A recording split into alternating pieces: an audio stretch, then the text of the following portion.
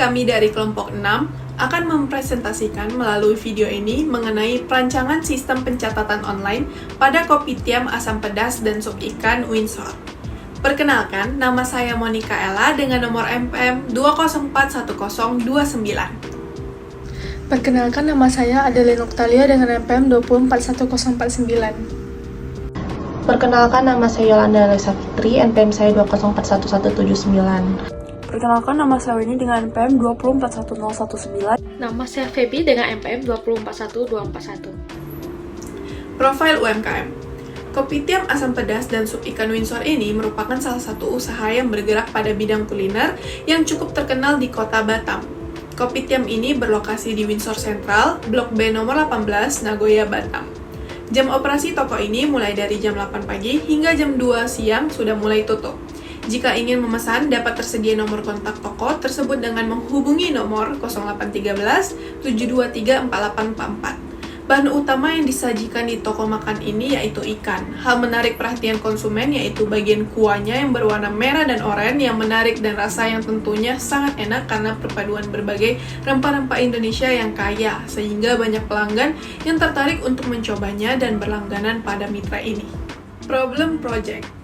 UMKM ini sudah berdiri cukup lama, namun masih memiliki proses bisnis secara manual, terutama dalam pencatatan produknya yang merupakan makanan. Maka dari itu, perlu adanya sistem yang membantu UMKM dalam pencatatan produk. Tujuannya ini untuk membuat UMKM menjadi lebih efisien dan efektif serta mudah untuk melihat keuntungan yang didapatkannya. Sistem ini akan melakukan proses pencatatan order ke dalam sebuah basis data yang bertujuan untuk mempermudah pelaku usaha dalam melakukan tracking orderan yang masuk serta reporting tentang transaksi penjualan yang telah dilakukan. Proses bisnis dalam UMKM ini sering mengalami masalah seperti ada orderan yang tidak tercatat, pelanggan yang merasa lama menunggu makanannya, serta keuntungan yang dihasilkan tidak dapat diingat karena proses pencatatan yang dilakukan masih terjadi manual. Nah, sistem ini dirancangkan akan membantu mulai dari pelayan yang mencatat orderan customer akan dicatat secara online dan masuk ke database, kemudian dapur akan menerima orderan, selanjutnya kasir pun akan menerima pencatatan online dari customer tersebut. Business Process Mapping. Business Process Mapping adalah pemetaan bisnis yang memberikan tampilan ataupun visualisasi secara ringkas tentang langkah-langkah yang perlu dilakukan untuk membawa produk, layanan, atau proses lain dari awal hingga akhir, dan urutan langkah-langkah yang harus dilakukan.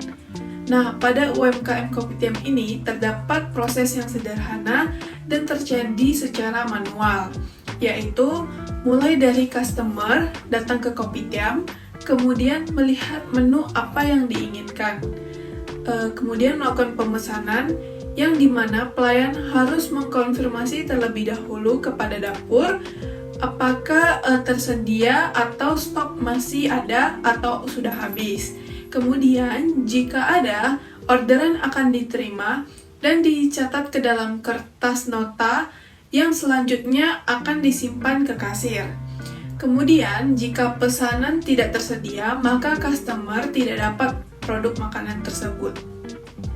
Pengertian dari event table adalah sebuah hasil dokumentasi yang terdiri dari kolom dan baris yang berisi daftar kejadian-kejadian dari proses-proses. Lalu menurut Zinger, Jackson, dan Bird tahun 2009 P162, event table ini adalah sebuah katalog dari use case yang terdiri dari daftar kejadian di baris dan proses kunci dari informasi mengenai setiap kejadian di kolom.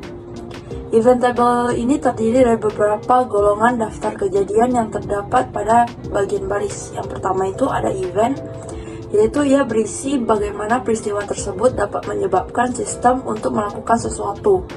Lalu yang kedua itu ada trigger, yaitu berisi dari mana sistem mengetahui peristiwa itu terjadi. Dan yang ketiga ada source, yaitu berisi sumber data yang memasuki sistem. Dan yang keempat ada use case atau dia berisi apa yang dilakukan sistem ketika peristiwa itu terjadi.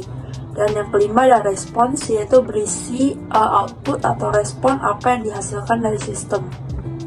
Dan yang keenam, ada destination atau berisi siapa agen eksternal yang mendapatkan output yang dihasilkan. Baik, selanjutnya ini ada event table dari proses bisnis dalam suatu usaha kopitiam asam pedas dan sop ikan Windsor. Nah, yang pertama ini ada eventnya pada saat pelanggan itu baru datang. Yang menjadi trigger ini adalah pelanggan baru, source-nya itu adalah dari pelanggan. Nah, setelah itu use case yang terjadi adalah pelayan itu memberikan menu kepada pelanggan dan pada akhirnya respons yang didapat oleh pelanggan ini adalah info mengenai menu makanan yang tersedia, yang dimana destination-nya ini bertuju kepada pelanggan itu sendiri. Dan yang kedua ada event pada saat pelanggan itu mau menanyakan ketersediaan makanan di kopitiam. Nah, triggernya ini adalah mengenai ketersediaan makanan tersebut dan source-nya ini adalah dari pelanggan. Setelah itu use case yang terjadi ialah dengan pelanggan itu menanyakan ketersediaan makanan itu kepada pelayan. Respon yang diberikan oleh pelayan itu adalah dengan memberikan detail ketersediaan makanan tersebut yang bertuju kepada pelanggan. Dan yang ketiga, event pada saat pelanggan itu mau memesan makanan. Trigger yang terjadi adalah dari permintaan pesanan makanan baru dari pelanggan, yang dimana source-nya ini adalah dari pelanggan. Use case yang terjadi adalah dengan melakukan pemesanan kepada pelayan. Nah, setelah itu respon yang diberikan oleh pelayan adalah dengan pesanan itu diterima dan disajikan kepada pelanggan. Lalu yang keempat ini ada eventnya pada saat itu pelayan mau menyiapkan pesanan. Nah, yang menjadi trigger ini adalah permintaan pesanan baru dari pelanggan. Source-nya ini adalah dari pelayannya. Use case yang terjadi itu adalah dengan pelayan itu mencatat dan memberitahukan kepada koki untuk dibantu disiapkan. Dan respon yang didapat oleh pelayan ini adalah pesanan itu disiapkan oleh koki yang bertuju kepada pelayan tersebut. Dan yang kelima, eventnya pada saat itu pelanggan itu mau meminta extra service. Contohnya pada saat pelanggan itu mau mengambil tisu atau meminta sendok atau piring lebih dan lain-lain sebagainya. Triggernya itu adalah pada permintaan service baru. Source-nya ini adalah dari pelanggan. Dan use case yang terjadi setelahnya adalah pelanggan itu meminta extra service tersebut kepada pelayan. Dan respon yang terjadi adalah permintaan tersebut diterima oleh pelayan dan segera disajikan, yang bertuju kepada pelanggan. Dan yang keenam, selanjutnya itu ada eventnya pada saat pelanggan itu mau melakukan pembayaran. Nah, triggernya di sini adalah pembayaran. Source-nya itu adalah dari pelanggan. Setelah itu, use case yang terjadi ini adalah pelanggan itu melakukan pembayaran di kasir. Dan respon yang didapat dari kasir ini adalah ia memberikan nota atau kwitansi yang bertuju kepada pelanggan. Dan selanjutnya ada event pada saat pemilik kopitiam mau mengecek penjualan harian. Nah, triggernya adalah di sini dari rekap penjualan harian. Nah, source-nya ini adalah dari pemilik kopitiam. Nah, use case yang terjadi setelahnya ini adalah pemilik meminta hasil penjualan harian di bagian kasir. Dan respon yang diberikan dari kasir adalah dengan memberikan hasil penjualan hariannya yang bertuju kepada pemilik kopitiam. Activity diagram adalah diagram aktivitas, yaitu diagram yang dapat memodelkan proses-proses yang terjadi pada sebuah sistem. Runtutan proses dari suatu sistem ini digambarkan secara vertikal. Activity diagram ini merupakan pengembangan dari use case yang memiliki alur aktivitas. Berikut beberapa tujuan dari activity diagram. Yang pertama, menjelaskan urutan aktivitas dalam suatu proses. Kemudian yang kedua, di dalam dunia bisnis biasanya ini digunakan untuk modeling atau memperlihatkan urutan proses bisnis. Kemudian yang ketiga, mudah dalam memahami proses yang ada dalam sistem secara keseluruhan. Yang keempat, merupakan metode perancangan yang terstruktur mirip dengan flowchart maupun data flow diagram atau DFD.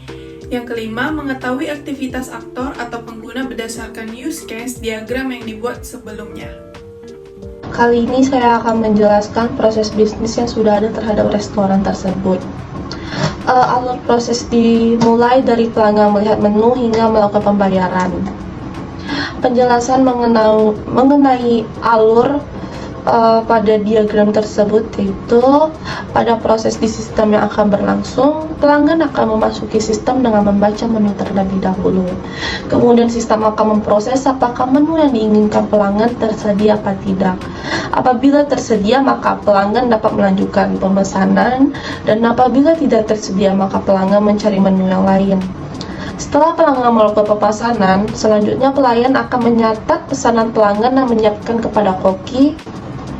Dan kemudian pelayan akan menyampaikan kepada koki, dan koki akan menyiapkan pesanan pelanggan tersebut. Setelah pesanan sudah siap, maka pelayan menyajikan pesanan kepada pelanggan, kemudian pelanggan melakukan pembayaran pada kasir.